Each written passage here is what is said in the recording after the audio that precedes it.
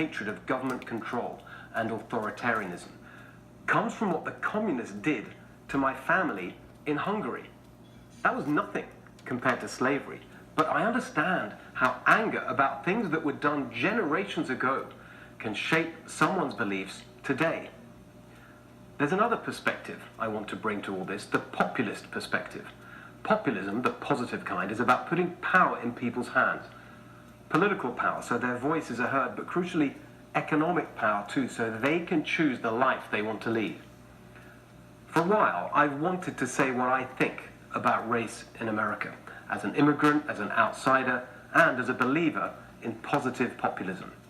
I know that what I'm going to say will be controversial, but I want you to listen with an open mind. Race shouldn't be a left-right issue, but it often feels like that. Liberals can offend conservatives with strident identity politics.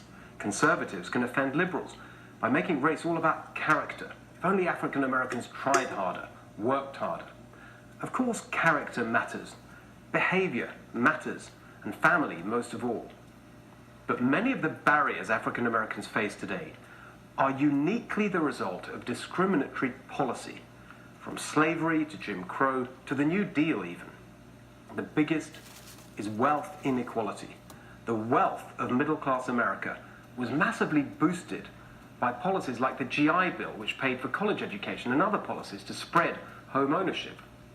These excluded black Americans by design. The federal government subsidized around $120 billion in home loans between 1934 and 1962 through the Homeowners Loan Corporation and the Federal Housing Administration. 98% of those loans went to white families. Today, around 2/3 of middle-class wealth is held in home ownership. So unsurprisingly, white families are disproportionately wealthier than black ones. How much wealthier? 86 times. According to the Census Bureau, for every $100 the average white family has, the average black family has $7.33. But it's not just accumulated wealth, it's current earnings too. At every level of income, African Americans earn less. The truth is self-evident. The persistent poverty and blocked opportunity of African Americans is structural and specific. It is the result of policy and practice in areas like housing, education, criminal justice, and more.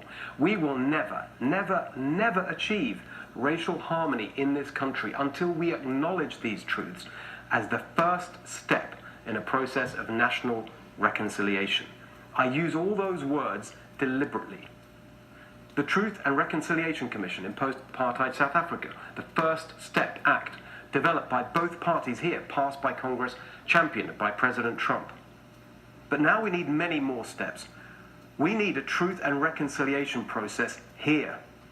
And it should explicitly consider dramatic action to close the wealth and opportunity gap. Not just a pledge to avoid discrimination, but reparation for the cruelty of the past. Not handing out checks, but asset reparations, loans to buy homes and start businesses, community banking and credit unions to free African Americans from the traps of debt and predatory lenders, asset reparations. Of course, there are policies like school choice and support for families that we should want for every American, but which can help African Americans even more. But this wealth inequality, the direct result of past discrimination, that needs special attention. A truth and reconciliation process with due consideration of asset reparations, that is the only way to heal our racial divide. The Republican Party, the party of Lincoln, and now the party of Trump, as it showed with the First Step Act, can take the lead. I hope it does.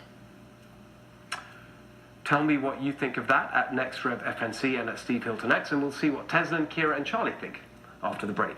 Don't go away.